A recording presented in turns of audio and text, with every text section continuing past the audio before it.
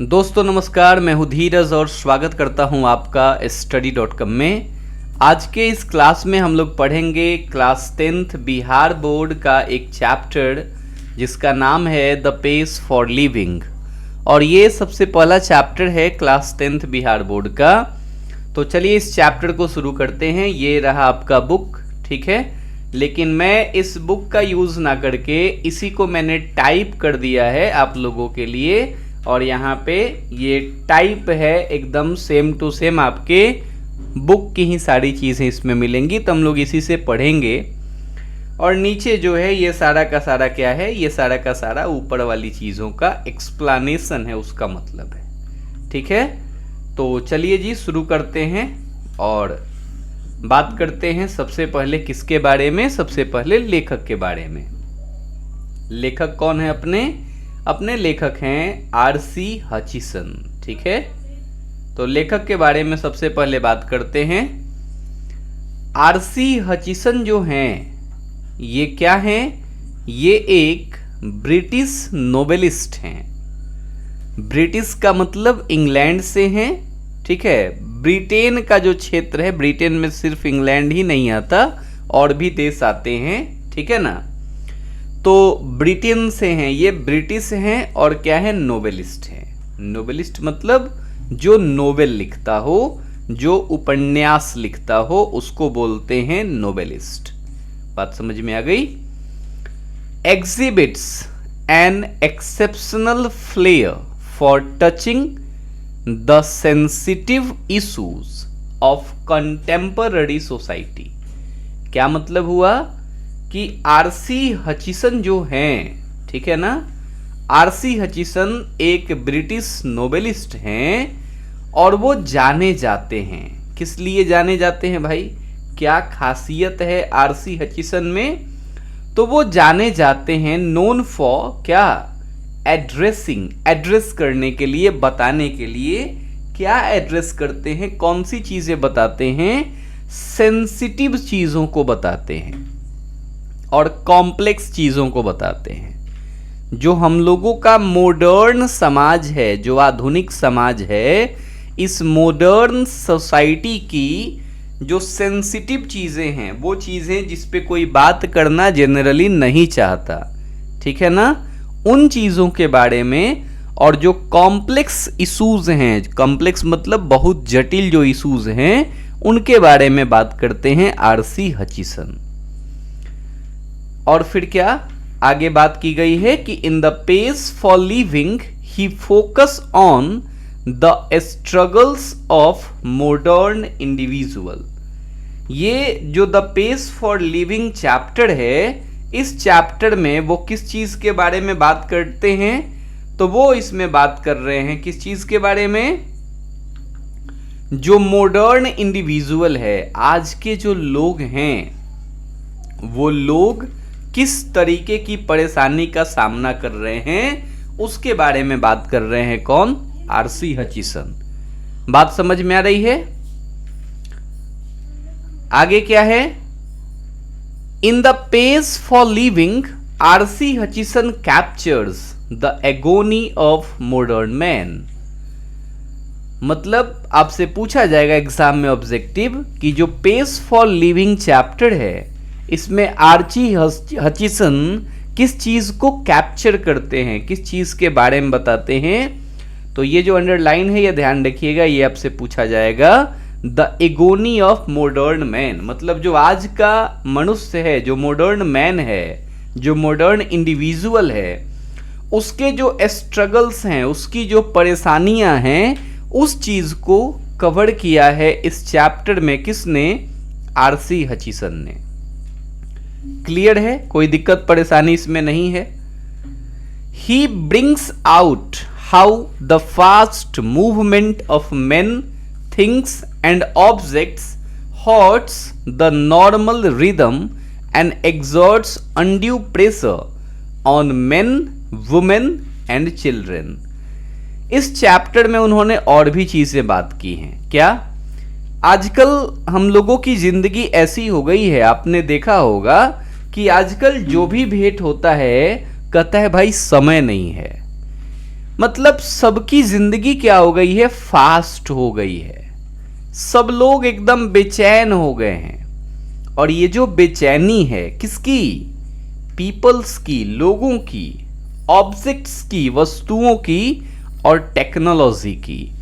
इसी चीज ने जो जिंदगी का नॉर्मल रिदम है, जो वो मजा है, जो नेचुरल फ्लो है, जो आनंद है, जो खुशी है, उस खुशी को क्या किया है, उसको डिसरप्ट कर दिया है, उस चीज को मतलब खत्म कर दिया है।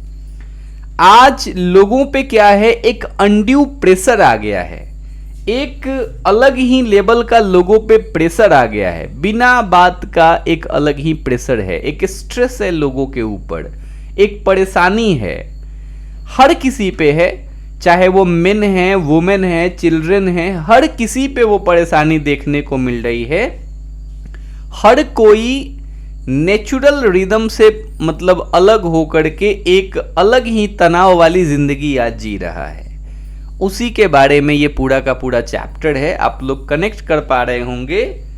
और ये जो फास्ट पेस लाइफ है, मतलब कि सब लोग एकदम बेचैन हैं, यहाँ जाना है, वहाँ जाना है, ये करना है, वो करना है, सारे के सारे लोग जो बेचैन हैं, जो ये फास्ट पेस लाइफ है, ये जो मॉडर्न लाइफ है, इसने क्या किया है, इसने लोगों को डिस्कम्फर्ट कर दिया है।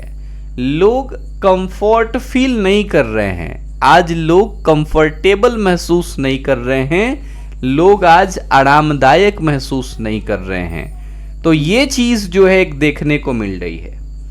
इसी के ऊपर पूरा का पूरा चैप्टर है। चलिए इस चैप्टर को पढ़ते हैं और बात करते हैं हम लोग। आर्ची हसीसन कहते हैं, क्या कह रहे हैं भाई, कि आई सॉ, मैंने देखा, क्या देखा, अ प्ले इन डबलिन। लेखक याद करते हैं, ऑथर रिकॉल करते हैं कि एक समय की बात है कि उन्होंने डबलिन में क्या देखा था, एक प्ले देखा था। प्ले का मतलब एक नाटक, ठीक है ना। कहां देखा, डबलिन में देखा। क्या आप हमको बता सकते हैं कि डबलिन किसकी राजधानी है? अगर आप बता सकते हैं तो प्लीज कमेंट में कमेंट करिए कि डबलिन किसकी राजधानी है, किस देश की राजधानी है, डबलिन कहां है, ये चीज आपको कमेंट करनी है। लेखक कह रहे हैं, आर्ची हसीसन कह रहे हैं कि I saw a play in Dublin, मैंने डबलिन में एक प्ले देखा। आपसे ऑब्जेक्टिव पूछा जा सकता है कि लेखक ने प्ले कहां देखा, नाटक कहां देखा, तो ध्यान रखिएगा डबलिन में देखा। और उस नाटक में उन्होंने क्या देखा कि जो चीफ कैरेक्टर था, चीफ कैरेक्टर का मतलब मेन कैरेक्टर, जो मेन कैरेक्टर था वो कौन था, वो एक एल्डरली कॉर्न मर्चेंट था। क्या था, elderly corn merchant. Corn merchant मतलब जी हां, मक्के का व्यापारी था। कॉर्न मर्चेंट, कॉर्न मतलब क्या होता है भाई, मक्का, अनाज, ठीक है। तो वो उसी का क्या था, मर्चेंट था, उसी का व्यापारी था, ठीक है। और रहता कहां था, रहता था एक छोटे से इरिस कंट्री टाउन में। अब आप इरिस वर्ड से भी अंदाजा लगा सकते हैं कि किस देश की बात हो रही है। आयरलैंड के जो नागरिक होते हैं उनको इरिस कहते हैं, ठीक है। इसको हिंदी में इरिस ना पढ़ के इसको आयरिस पढ़िए, iris, a small iris country town, okay. तो एक जो है आयरलैंड के छोटे से शहर में रहता था कौन, एल्डरली कॉर्न मर्चेंट। लेखक नहीं रह रहे हैं, लेखक तो गए हैं अपना डबलिन में एक शो देखने के लिए, एक प्ले देखने के लिए, एक नाटक देखने के लिए। और उस नाटक में दिखाया जा रहा है कि उसमें जो मेन कैरेक्टर है वो होता है एक कॉर्न मर्चेंट, एक मक्के का व्यापारी होता है।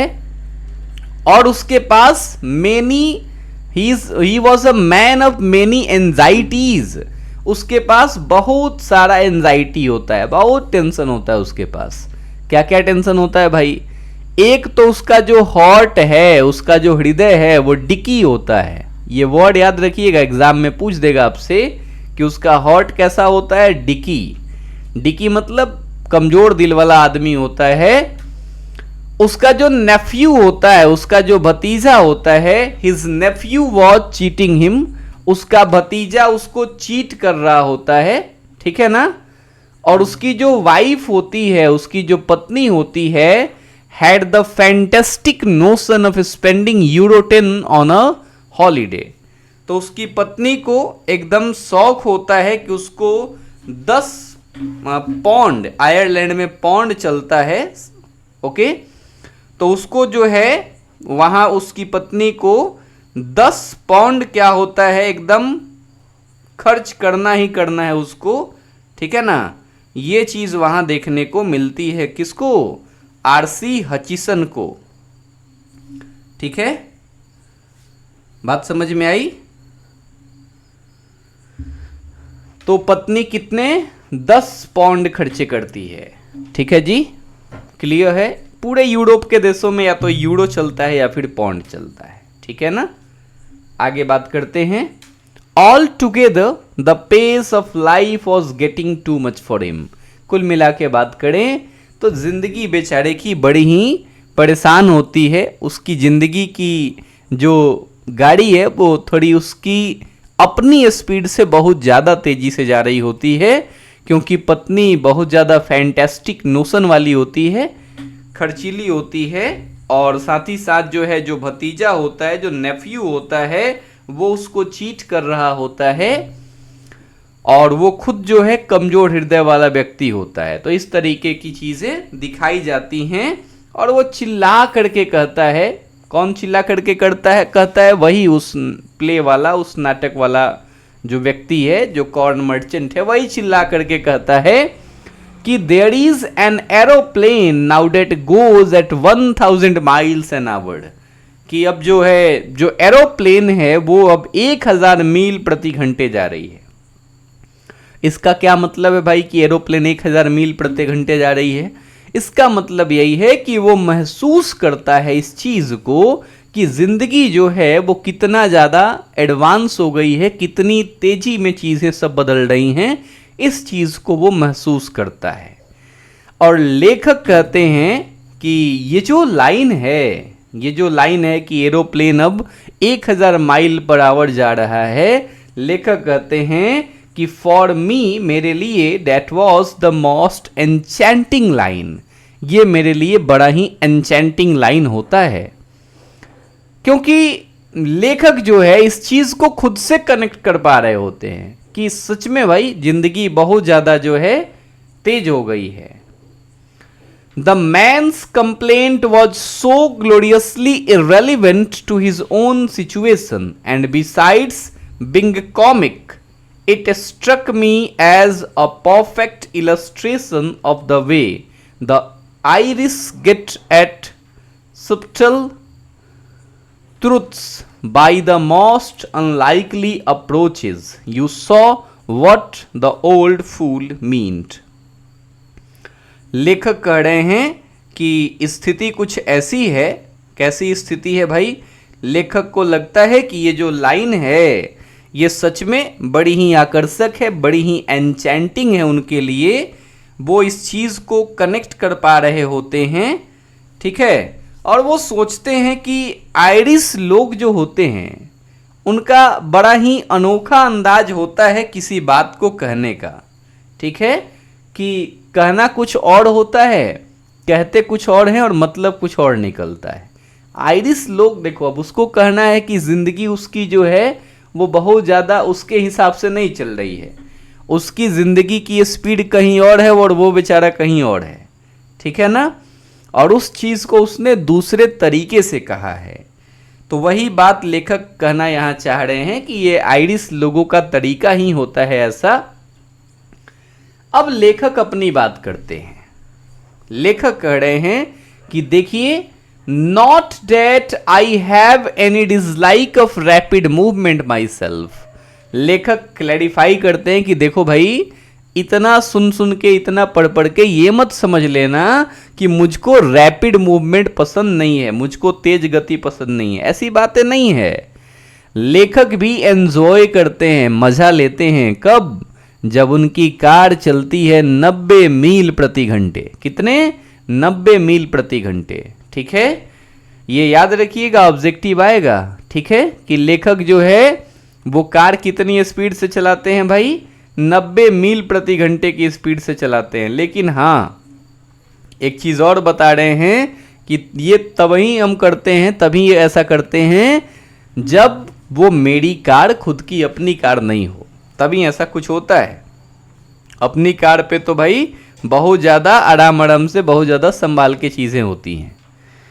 I adore the machines that haul you about at Battersea to dine in London and lunch in New York next day seems to me a most satisfactory experience।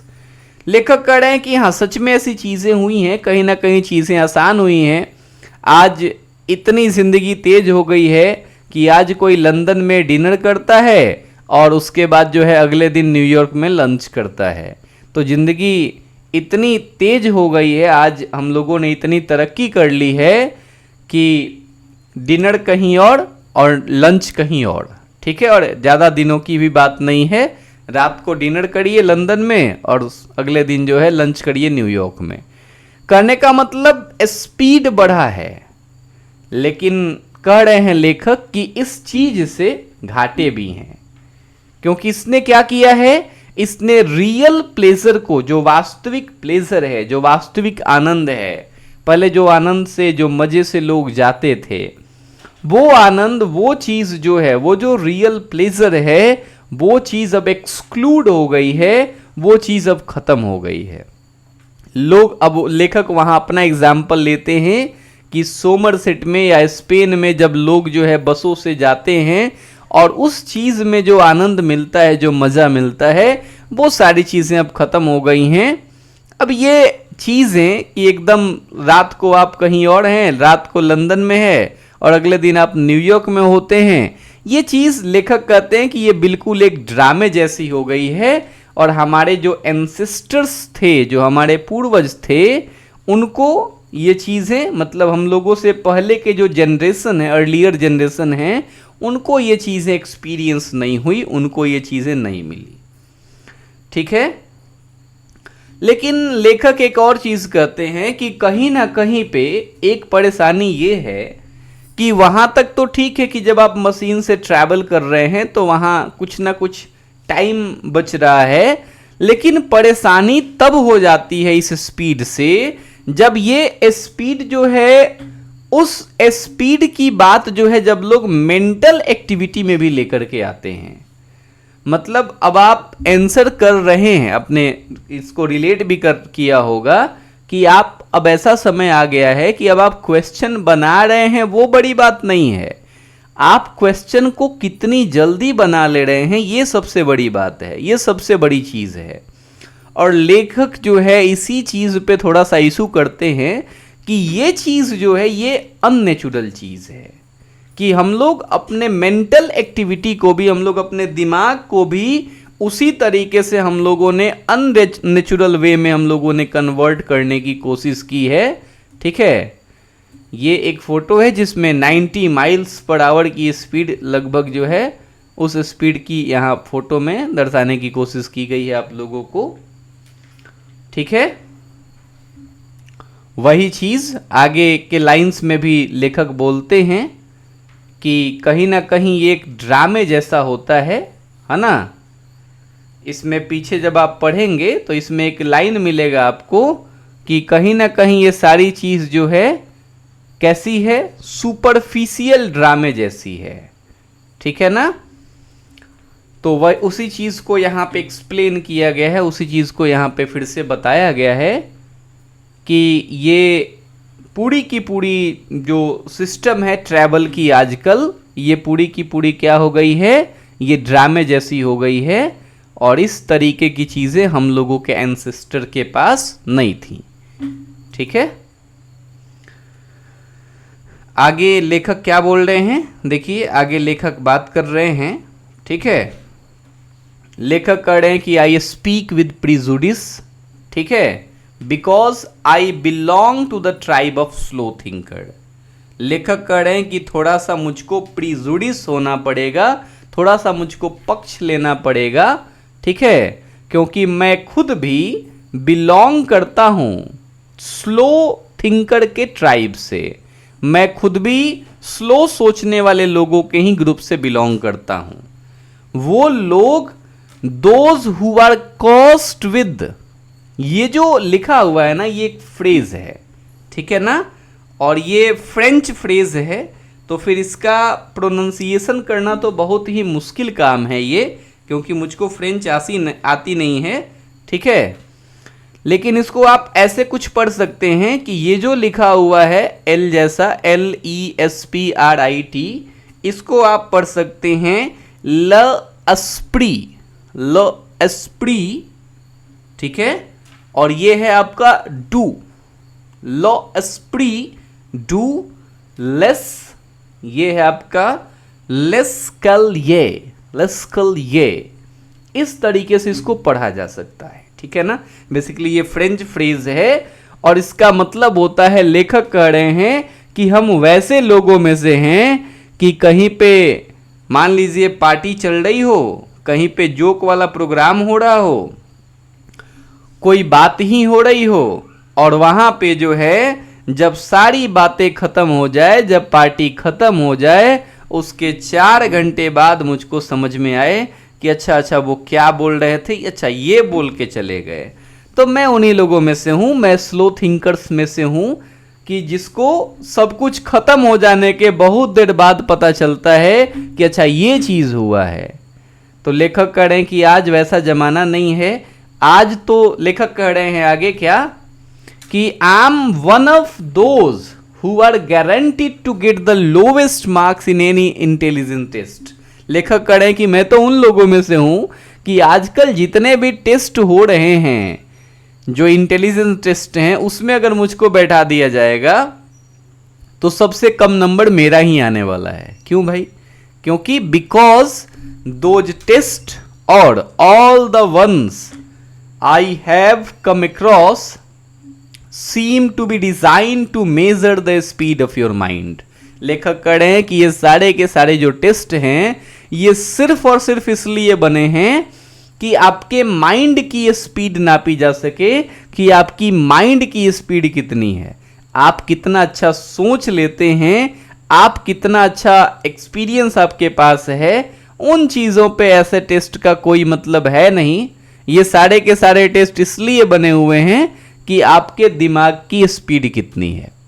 Obviously we slow thinkers are terribly handicapped in the business of getting a living, but what I am thinking about just now is not so much the practical use of one's mind as its use for enjoyment. लेखक कह रहे हैं कि देखिए भाई, बात ऐसी है, लेखक इस चीज को क्लैरिफाई करते हैं कि दिमाग जो है ना, वो इन सब टेस्ट के लिए नहीं बना है। दिमाग इस चीज के लिए नहीं है कि आप कितना तेजी में सोचते हैं।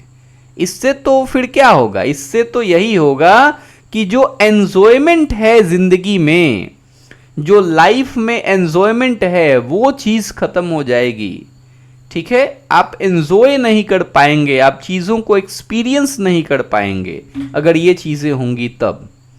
बात समझ में आ रही है? वही चीज, उसी का एक्सप्लेनेशन यहां भी दिया गया है, ठीक है। तो आप चाहें तो इसको पॉज करके पढ़ सकते हैं। आगे क्या बोल रहे हैं लेखक? लेखक अपना एग्जाम्पल दे रहे हैं कि एक बार की बात है भाई, एज एन एग्जाम्पल, एक एग्जाम्पल के तौर पे, when I go to the cinema, जब मैं सिनेमा में जाता हूं।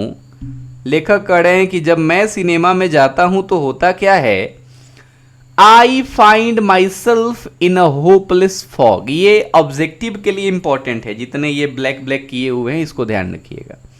लेखक कहते हैं कि मैं जब सिनेमा में जाता हूं तो मैं अपने आप को एक होपलेस फॉग में पाता हूं।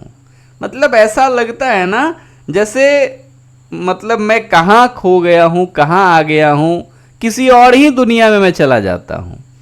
सिनेमा देखते हैं, कुछ समझ में ही नहीं आता, मैं होपलेस हो जाता हूं, मतलब निराश हो जाता हूं एकदम से। एंड आफ्टर 2 or 3 minutes, 2-3 मिनट के बाद, I have to turn to my wife for enlightenment.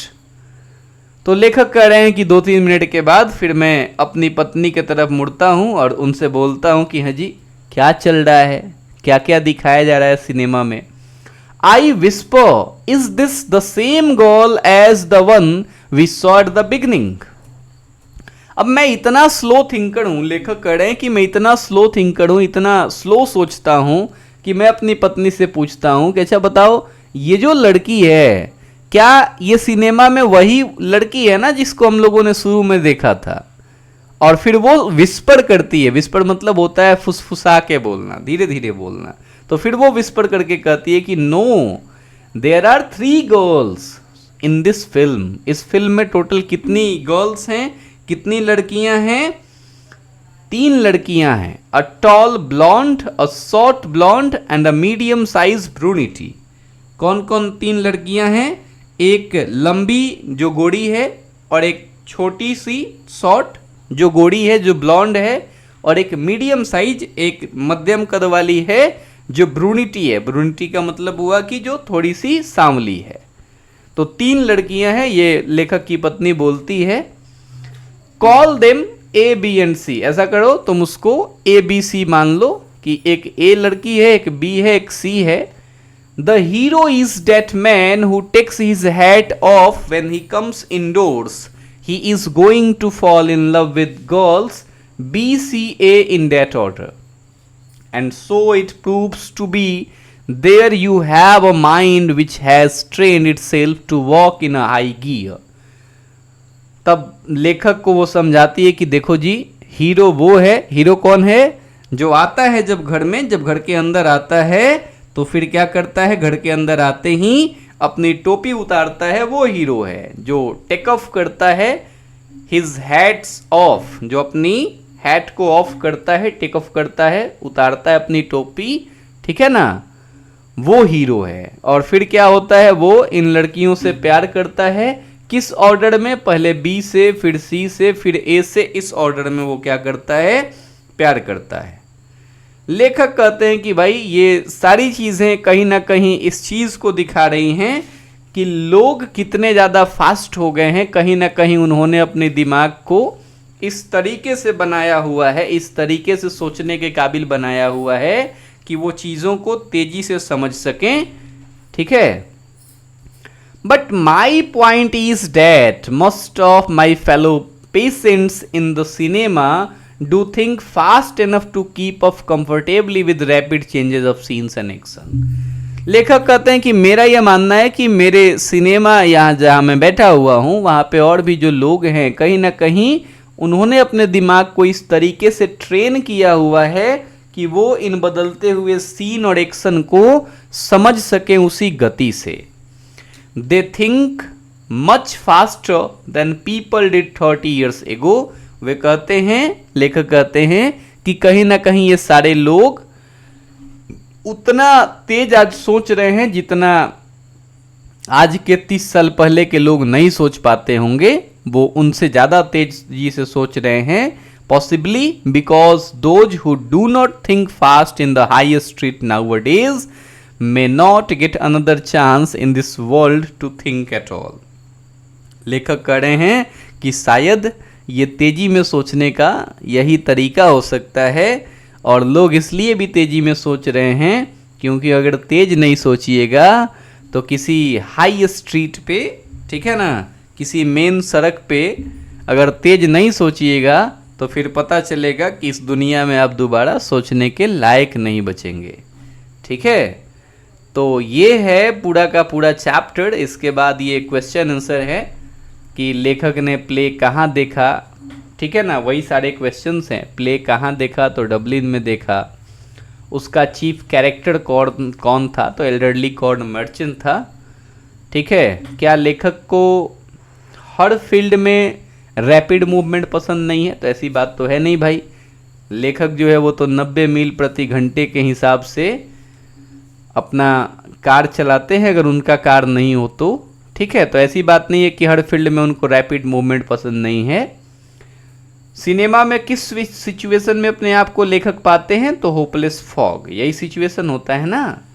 और लेखक अपने आप को कैसे क्लासिफाई करते हैं? तो स्लो थिंकर कह रहे हैं लेखक अपने आप को। तो बेसिकली यही था आपका चैप्टर, है ना। और क्वेश्चन आंसर भी आपका हो ही गया है।